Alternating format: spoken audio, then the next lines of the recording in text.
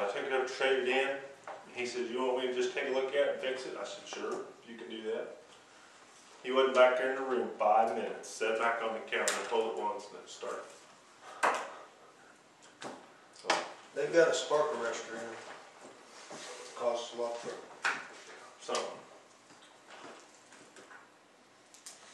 Well, you can check and see if Dave will match the price.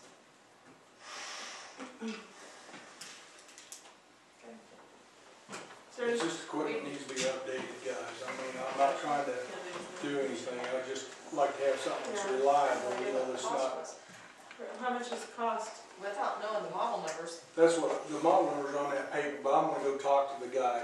This, while I was drilling wheat, some of my guys was up there and brought this information back to me.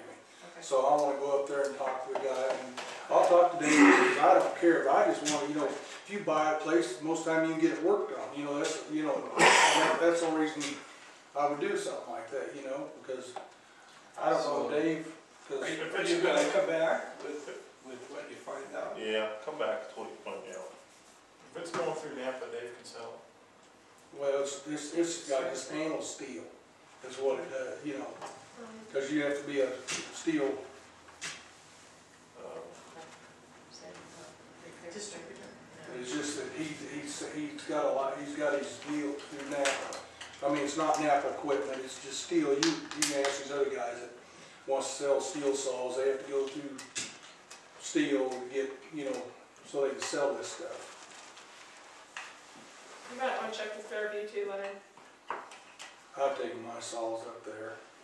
So the place I used was out on West 10th, about, I don't know, right by Arby's. They're closed. Oh, no, what? They are. No, there's one right there, I think, up by 10th and Washington. Yeah, Bell Rental. That place where Arby's is closed. Oh, yeah. Okay. Is there anything else on that? Thursday we start the fire prevention week for the kids at school. And I think most of our stuff's in. The first bunch of things they sent us to give the kids, they put the wrong logo on it, so they had to send it back. And now we're supposed to, hopefully today, I haven't talked to everybody to see if we got, you know, the right stuff in with our, you know, with our department and everything on here, so. So fire prevention week starts in the middle of the week? Thursday. Yeah. Well, there's other It's places all it's week. already started, It's but all that's when we get to do. It's all week. But here they're starting to do conversion.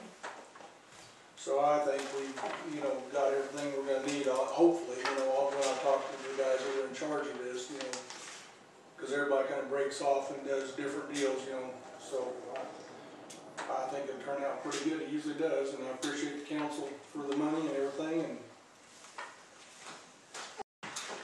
Is there any questions for Leonard? Thank you, Leonard. thank you. Police Department, Adam. Okay.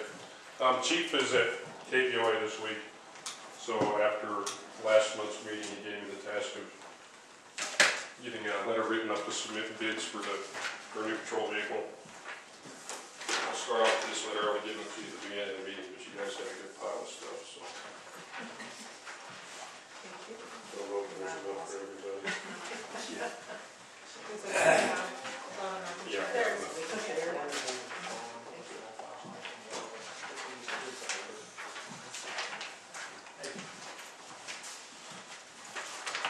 We sent letters to Olathe Ford in Olathe, Kansas, one to Doug Ray Chevrolet in Pratt, and then one to Marmy's.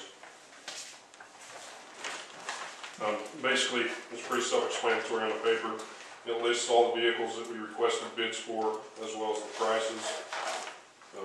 If anybody wants to look at the actual returns we got from each company for the bids, I've got those. Basically, all it is making kind of long form what you got on the paper. Olathe Ford is who we got the Crown Victoria we have now. As of right now, they're really the only company that's really garnered for our business at all. Marmy's and Doug Ray both sent something back at the last minute, and they didn't. In the past, usually what would happen is you'd send out your bid, the dealership would then send you paperwork that you would fill out the condition of the car you're trading in. They're only going to give us $300 for the Crown Vic we got, basically because it's junk, to say the least. Marby's had to resubmit the bid because they sent us bids that were inaccurate because they didn't ask the condition of the vehicle or anything like that. So the bids they have are accurate. Doug Ray is going to be probably, you're going to have to tack on at least $600 to the prices they have because they were saying that they were going to give us $1,000 for the Crown Vic. But, you know, we got that bid basically at the deadline of when it was supposed to be turned in, so I didn't have time to call them to resubmit. And Marby's is also going to be not exactly accurate because their bid for, as far as the Crown Vic goes, was just a baseline bid. And the reason I'm focusing on the Crown Vic is because it has a lot more of the, like the spotlight, some things like that that goes on a regular patrol car that are just extra features that actually cost more that you can add on. When the chief and I talked about it, right now, we would like for the council to consider going with the Latha Ford. They have three or four 2007 Crown Vics on the lot. They're still brand new cars. They have 60 and 70 miles just from running off the trucks. I have pictures here. They have, just so everybody can see this, it's actually still a new vehicle. The reason on the bid that vehicle is a couple $1,000s more than a 2009 Crown Vic is it has a fire suppression system in it.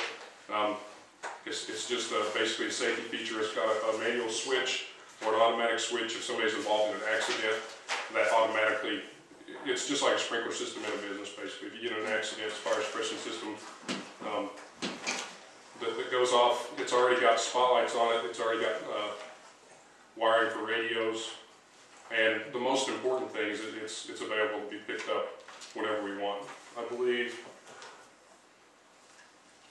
2009 Crown Vic has a 6 to 8 week delivery from Latha Ford, 8 to 10 week delivery from Marby's.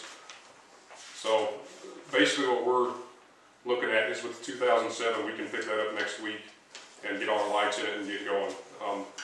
We feel the longer we got to drive the truck, the more we're going to have to spend in gas because it's going to, either way, if we got to order 2009, it's going to be probably until about the first of the year before we can get it. So that's another couple months of driving the truck 24 hours a day. So I mean, it's ultimately up to you guys what you would like us to purchase. If you have any questions, You guys have a maintenance report on that Ford car? Uh-huh. That Crown Vic? Yeah. Is it up here? we've got, I think it's down, well, it's wherever the car's at. We've got, I think I have some of them up here filed, and some of them are in the car. What we do is we just have sheets that when we have the oil change, which is usually through Marshall, we have him fill them out. The problem you run into, some places there's a gap where when he was changing the oil, it might not have gotten filled out, but as far as receipts that have been paid out through Marshall, you know, their records, our records through the receipts we've been paid, then, you know, it's ultimately accounted for whether or not it's in the, shows on the actual paperwork we have in the vehicle or not.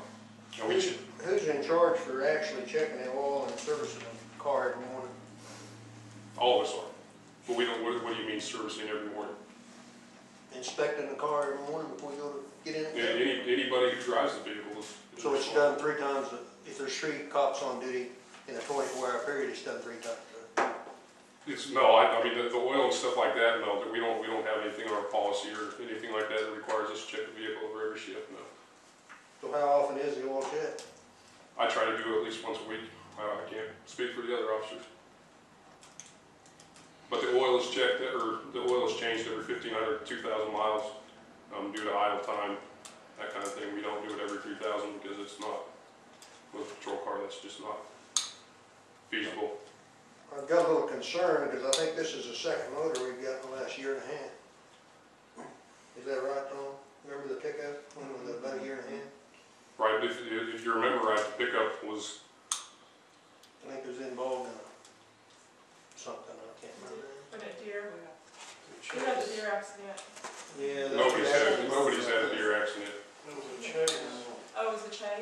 No, wait a minute. Yeah, you had the deer, when you went to a meeting in Wichita? That was a kayak. Oh, a coyote, I'm sorry, Right. I'm sorry. But no vehicles have been damaged in any chases. Now, Sergeant Pilgrim was going to back up a county officer when the motor on the truck went out. But that was, I mean, That must have been what it was. That's what it was. That was about a year and a half ago. longer than that, because he's been gone for almost a year.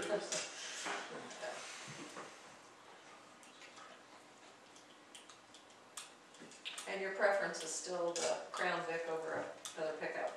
Is that- Yes. That's still your... Yeah, because we've got the truck, this 4-wheel drive, we have the Blazer with 4-wheel drive, at a gas mileage standpoint, and that kind of thing. We don't, I mean, you know, if we were out in the county all the time on dirt roads, then a pickup would be understandable, but even price-wise, the Crown Vic is still.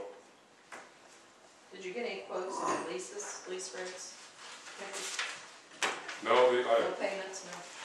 it's, as far as I know, it's all been done through St. John National Bank, where they just make one payment a year. Is that right, John? Well, no, St. John National doesn't do leases. We check with American State and Sterling, First Okay. Bank at Sterling. Okay. So I thought once Chief you had have said St. John something National, but I didn't. figured out, then, you know, then I consistently get information from both banks to make sure that if we should need a lease, that I would call them, so. What is the reason for needing 3 police vehicles? Well, patrol, I mean, we have the Blazer that we don't have lights on, doesn't have radio in it. That's basically for picking up skunks, animal calls, and it's just completely impractical to run one vehicle 24 hours a day. We'll be running them, I mean, we'll have to get a new vehicle every 2 years if that's the case. And back years ago, I can remember, we had one vehicle, didn't we, Tom? That's all we ever had, one cop car. I don't remember. I mean, going into a recession here, I'm questioning whether we need a vehicle. Is the Dodge pickup being paid for? We have one more pay. Yeah, I think there is one more if we didn't just pay it Or off. just paid it off, maybe. Yeah, I think we just paid it off. The other problem is if we only have one vehicle and one breaks down, I mean, if we're left with one vehicle and the Blazer which doesn't have any lights on it, we can't protect the city with a vehicle that doesn't have radios or lights. Yeah, I was gonna say, I don't think we can do with just one vehicle. There's too many times that probably even both of them are sometimes. But it's another thing that the Crown Vic we have is going on 8 years old now. It's got 90,000 miles on it. I mean, I think it's had a pretty good and pretty reasonable life. Most agencies trade out their vehicles every 4 years at the minimum, or at 50,000 miles. So I think we've stretched it pretty good. Well, isn't there any reason why a used vehicle wouldn't do the same thing that a new one would? If you could find one for down around that $16,000 figure? I'm sure it could. Can you help me out? Why is the 2009 vehicle $2,000 cheaper than the 2007? Because the 2007 is already outfitted with a lot of the things the 2009 doesn't have. And that's the thing, as far as, now with the Olathe, that price for the 2009 has some of the things on it, because like I said, Olathe, when they contacted us, they asked us what we needed and wanted in the vehicle. So as far as Marby goes, that's just a baseline vehicle, so their price for the 2009 is actually going to end up being higher by the time you would add in the spotlight and some of the just general things that are on a police truck. So that would be true of buying a used one. Also, we would have to outfit it. Correct, but we're not, I mean, as far as the outfitting goes, Yeah. we're using a lot of the stuff that's already in our patrol vehicle that's outdated as well, so. But I was just, in reference to Bobby's, as far as buying a used vehicle, I mean, we could probably spend, how many thousand? I don't know, 2,000 to 3,000 just putting equipment on it, or? It just depends on where you get it. There, I mean, if you got it used from somewhere else, it might already have a spotlight on it, some other things. But it's, I mean, a used vehicle is a used vehicle. If it's got 50,000 miles on it, then in a year or two, by the time it gets up around 100, it's going to be wore out too. I mean, a police vehicle is a police vehicle. They're just I don't know if we can get a Well. lease on a used vehicle either. And you can't get it in rental.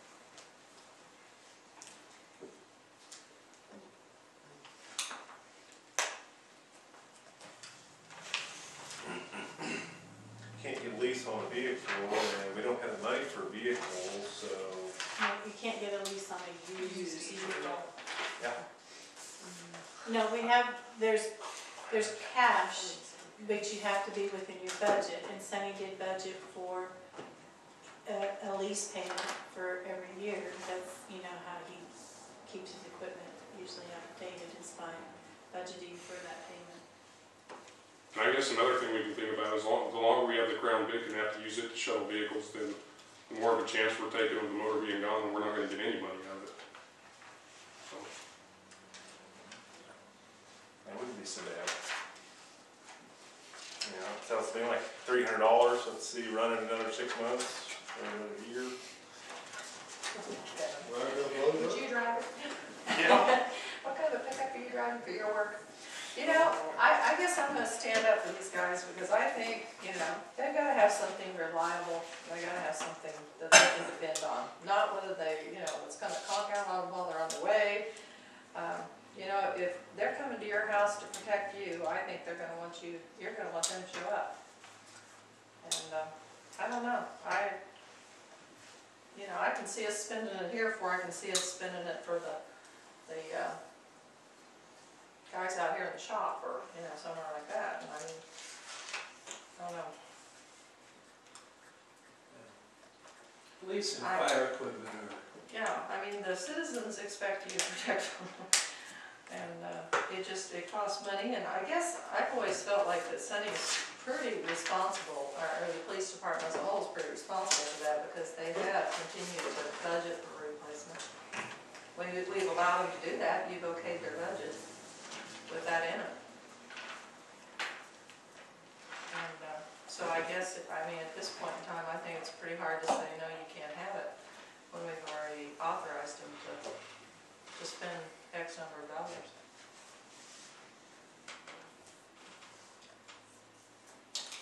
Every citizen that talks to me quips, they don't need a new police car. Right. Everyone, I've never heard anyone say, we need a new car, we need 2 new cars. I mean, I don't know. And what do they say to you if something happens and police don't show up? Well, and I still say, That's what it would be.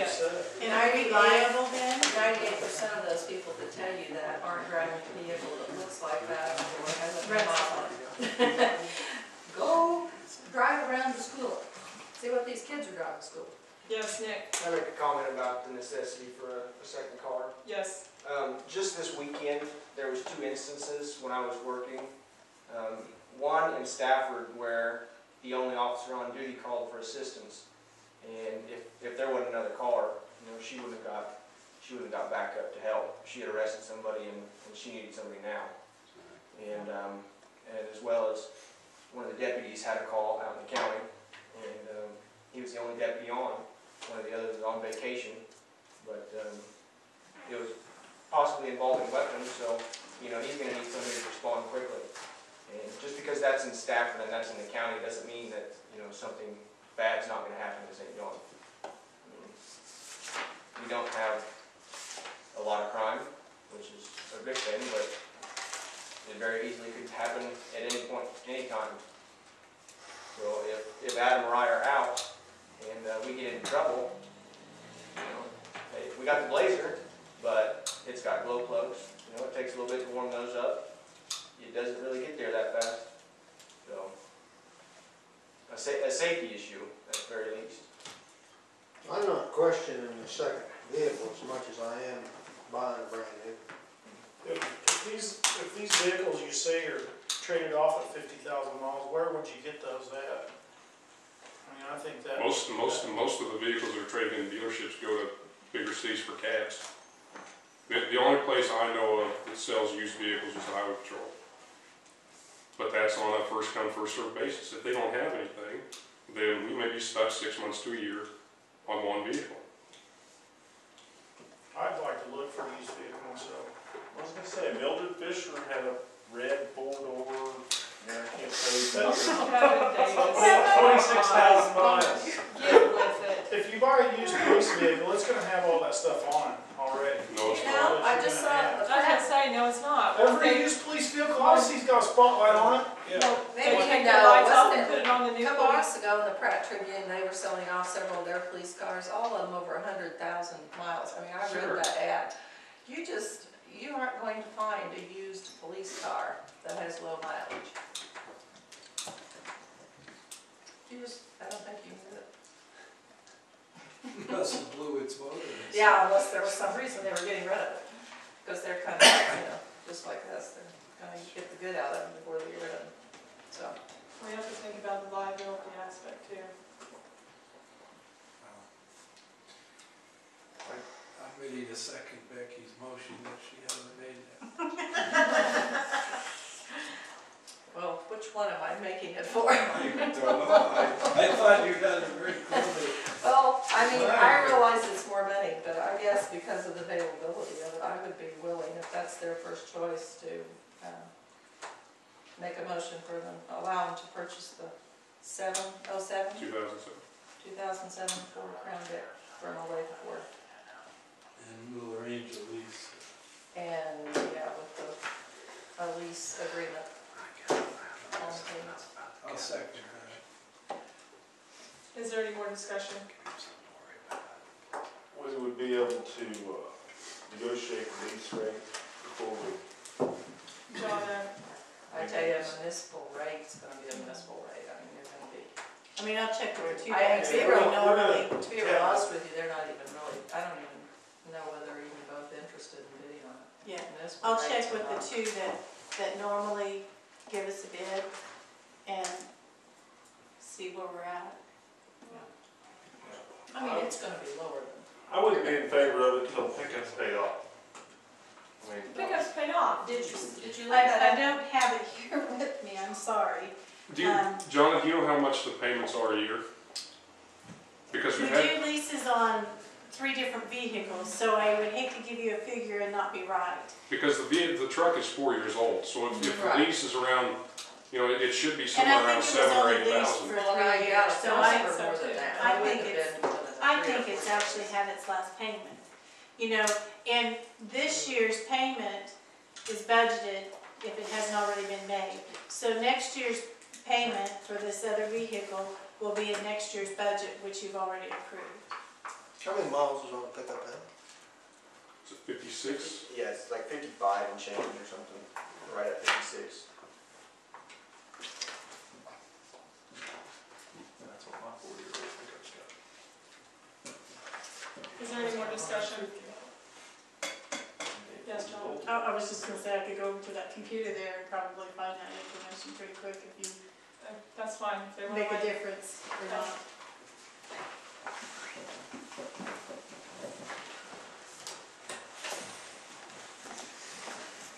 John, I'm pretty sure that paid off, because did we I send the did too. title back to you? You know, we had a discussion Oh, about yeah. that. I'm pretty sure that title went back to the city. The 07 doesn't have that fire suppression, does it? That's the one that does that. Oh, it does? That's why it's costly. Tell them to take that off. I don't think you want that. I don't think you want that. Well, if I get in an accident, it'd be kind of nice. I tell you what, you need to let your insurance company know that it has it on here. I imagine there's a pretty good break for that, a discount. I can't access the server. That's all. I'm sorry.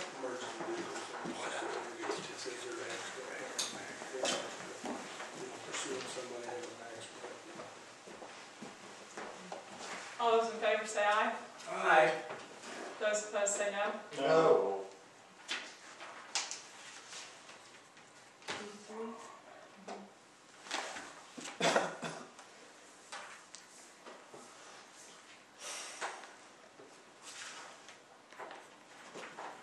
Adam, do you have anything else this evening? That's it. Can we discuss Yes. this more? Yes, you Okay, can. I just wanna know what these guys' intention are. I mean, what are you gonna tell these guys to go forward? Just continue to drive the vehicle they have? For now. I would suggest looking for a used vehicle and continue doing what they're doing, is what I would do. I'd be in favor of using them, but I'm not in favor of new ones. But I was in favor to start with. I mean, I think pickup's what we want, but.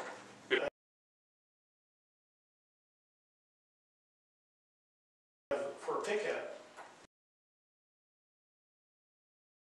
If you'll approve a pickup tonight so we can have a vehicle, then let's go.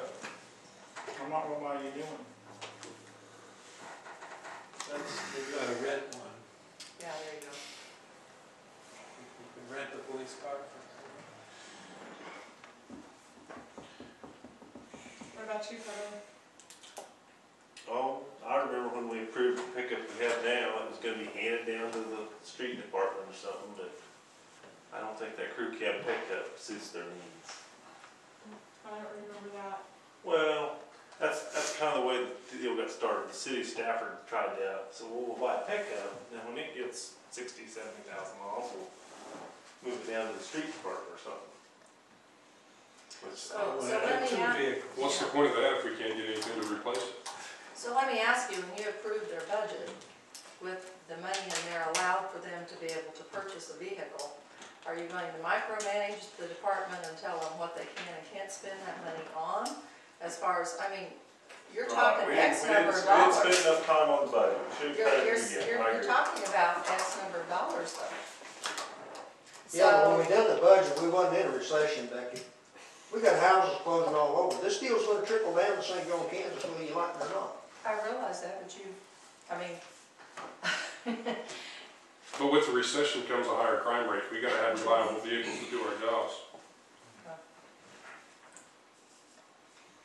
and I'll guarantee you, I just, I don't know, do you always buy a used vehicle? Me? Mm-hmm. No. And why don't you?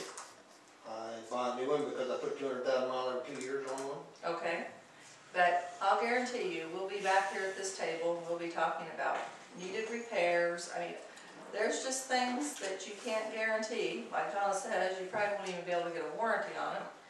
And we'll be back here spending dollars to keep a used vehicle going. I just sold But one for I think it's really tough, Bobby, for you to say you wouldn't buy a used vehicle, but you're gonna make our police force buy a used vehicle. I just sold one with 230,000 miles on it to an outfit in Garden City for $8,000. And what does that outfit And do? it had 200,000 miles. Do they protect the city of Garden City? Well, I don't know what they done with it. But there wasn't anything wrong with it after 200,000 miles. And we can't get 90,000 out of a car. That's a good point. Well, But it's not just miles. It's not the same. There's as idle you driving time. a vehicle. I mean, at that 90,000, you can buy, and maybe this will be a good thing, with the newer police vehicles have an actual hour meter on them for the engine idle time. Where it could be computed, where that, it could be shown that 90,000 is probably more like 20,000, or 200,000. Just because the odometer says 90,000, that doesn't mean that that car hasn't been running a whole lot more. I'm fully aware of that. I probably leave mine running probably 10, 12, 15 hours a day. Driving in the city and out on the highways and stuff is two different things. Well, like I said, I'm not against buying a vehicle. I question whether we need to spend $23,000 for a new one or $21,000 for a new one. In and fact, everybody I've talked to, I've got the same comment as Tom. Why do we need 3 vehicles or 2 vehicles? And the people's where I'm standing from. That's where I'm coming from. Them That's the people bottom there line. are the people that's gonna be the first ones that come walking through that door there when we don't have 2 vehicles. When there's 2 things or 3 things going on in our city or our county. And those people there will be the first ones that come bitching through that door because so-and-so, because Adam didn't show up to help their family. It's not all Well, that. sorry, sir, we only have 1 cop vehicle. But we still have 3 right now. We have 2. We have to. We have the pickup and the Bronco, or the Blazer, and the rundown car. And I'm like Becky, them used vehicles are a piece of crap. They got rid of it for one reason. It's because they knew they was going to start putting money into it. can I say that from the budget side of it, we budgeted for a lease payment, not for a full used vehicle. So I'm really not sure how we'll manage to spend even $16,000 when we budgeted for more like 7 or 8. We'll have to really do, I don't know. That's a lot of budget space to try to make up. And I realize about the recession, Bobby, and council, excuse me, but, I mean, to protect our citizens in our city and our county, I feel like we need a vehicle, another vehicle. Well, then maybe we ought to spend the $5,500 to put a motor in the one we got.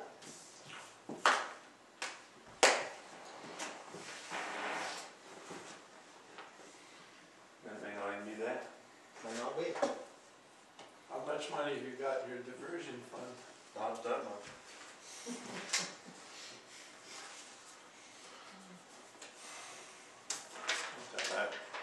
Oh, yeah.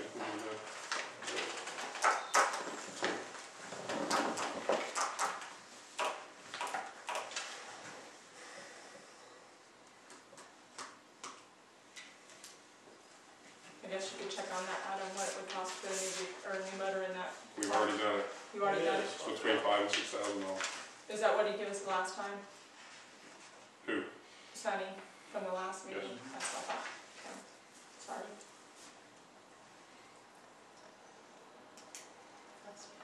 That needs paint job.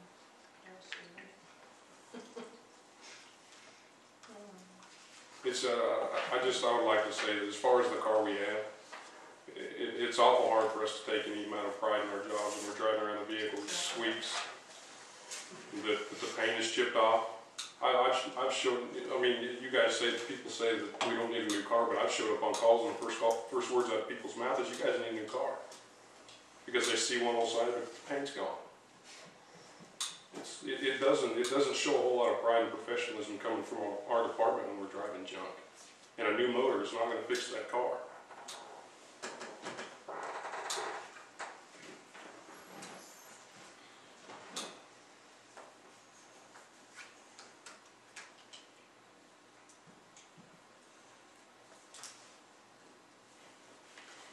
Is there any more quick discussion?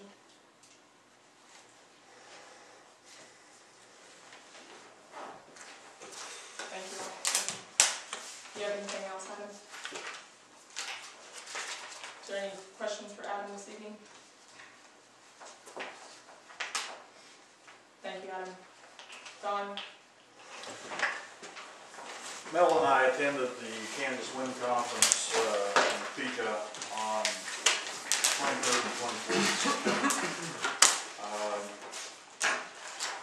There's a lot going on in the state right now. There are 4 wind farms opening up this year. One in Concordia, Lincoln, and Mitchell County.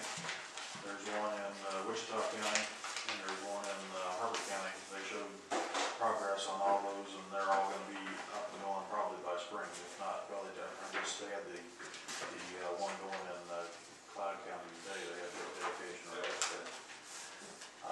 There's new high lines going in from, of course, Wichita to Hutchison. That line's going to be headed on up to Salina to tie in that bottleneck that we have at Medora there. There's a line proposed to go south from Wichita to Oklahoma City, to the Oklahoma line in Oklahoma. We'll pick it up there. There's a line that's going to be heading off kind of toward the Medicine Lodge region from Wichita, and then it will angle up toward Spearville and tie into all the hubs out there. There's a line then proposed from Spearville on up north to almost straight north through Hayes and on up to the big lines in Nebraska. And there's a line proposed, I think, from they call it the V line, I mean the V system. What they're trying to do is basically make an interstate highway of 345K lines to tie in all these new wind farms. One of these lines then ties in out west to Wichita. Just the activity going on right now. I talked with Duke, who's David Snyder used to live here years ago. David is Economic Development Coordinator in Ness County. They have 3 3 different sites in this county right now. 3 more new wind farms that are getting options on land out there. So there's a lot of activity in wind farms. In meeting with the representatives, there is of course, the company that a couple of you has spoke to. They have wind turbines. They're mainly it's the chiropractor in Great Bend. I can't remember his name, but his model is to take the older generation wind generators that they're rotating out of California and those, and they're bringing them in here and they're refurbishing them. Basically, they're giving a 5-year warranty on their machines, and then they're putting them up. They're the ones putting the ones up at Jetmore. They're putting 2 machines in there, and I think they're like 150 kV generators. So it wasn't gonna, they weren't going to be doing. They were kind of in the middle of their models. I did chat with him, and to get a model in here, probably in the 250 kV range. By the time you got it set up and put down, it's going to be about $250,000. So if you put 3 of those down there, it would give you about 750 kV, which is, if they were all running full tilt on a windy day, you might have a covered part of your base load. Generally, they're going to be 30 to 40% efficient. It's kind of a rule of thumb. So you might be able to generate 300 to 350 kV, which will pick up a little bit of your load. But each one of those are going to be about $250,000 to put in. So if you spent $750,000, you'd have 3 of the smaller ones. They set up on about a 60-foot tower, so they're not as tall as the ones you're talking about.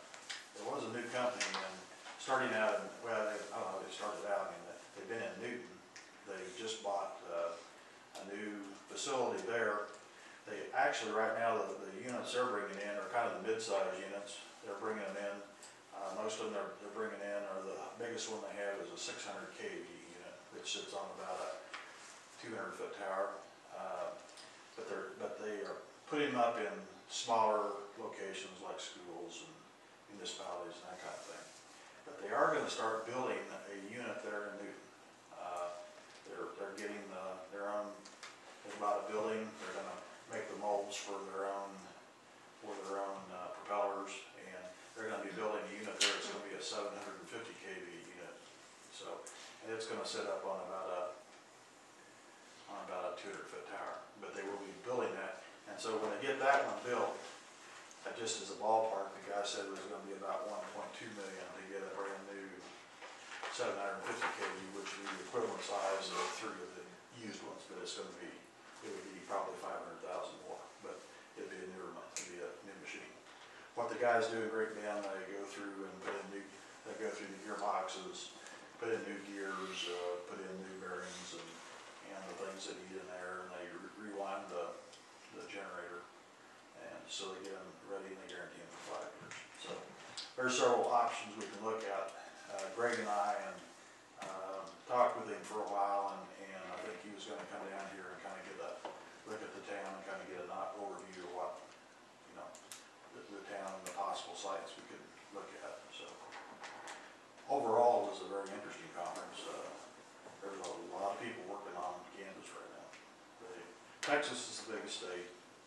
Oklahoma's got a lot going on, but Kansas is going to have a lot. They're bringing, I don't know, I forgot how many megawatts they're bringing on. This one in Cloud County is 210 megawatts. So there's a lot of wind power coming to the state. I think we had like 465 megawatts at the first of the year. And by the time the end of the year, we're going to have almost 1,000 megawatts production in the state. So it's real good. You see them running up and down the road all the time. Yeah. You always see a tower or a generator or some blades or something. They're huge. They're working on phase 2 in Harper County. That's where a lot of the ones, they were storing down at Pratt Airport for a while. But they're putting those in, and it's amazing. I think there's like I've got over 1 million 600,000 pounds of concrete, just to have the base of the thing sits on them. I mean, you have that thing up in here, 300, I mean, the footprint of those things is not very big, but it's just a huge, a huge pile of concrete. I mean, they start pouring, they just ring concrete for just amazing. I should have a CD come when they show them the photos of some of those when I get in, and I'll bring it over and maybe you can copy it off. But we have some of those finished products on there. It is amazing what they're doing with them. So, I don't know, as far as development in our county,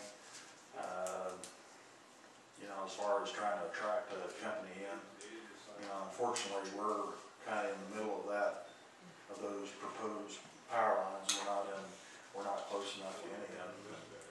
You know, they were saying to hook up to some of those lines is, you know, like $10–12 million they're paying just to go 5–10 miles just to hook up to the lines that they're hooking onto, let alone the $30 million they're spending on the substation to hook up, to be able to plug into it. So, I mean, it's very, very expensive. Where are they gonna tie all them into? Where's it gonna wind up going, you know? Well, Nebraska? Is that gonna be the central point? no, there really isn't a central point. Basically they're trying to make a grid, a highway all across the country. It'd be like it's like the interstate system only for high voltage lines.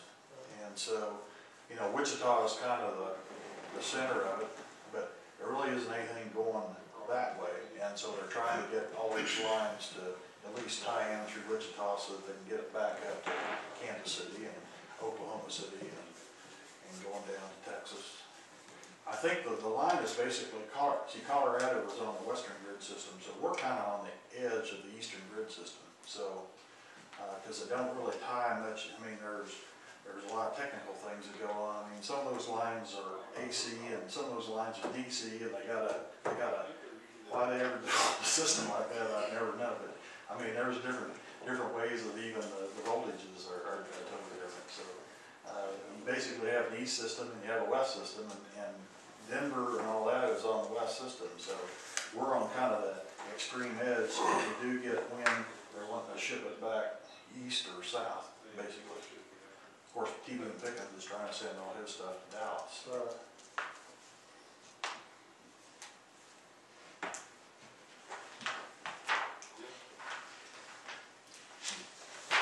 there any questions for Don this evening? Thank you, Don. Is there any new business?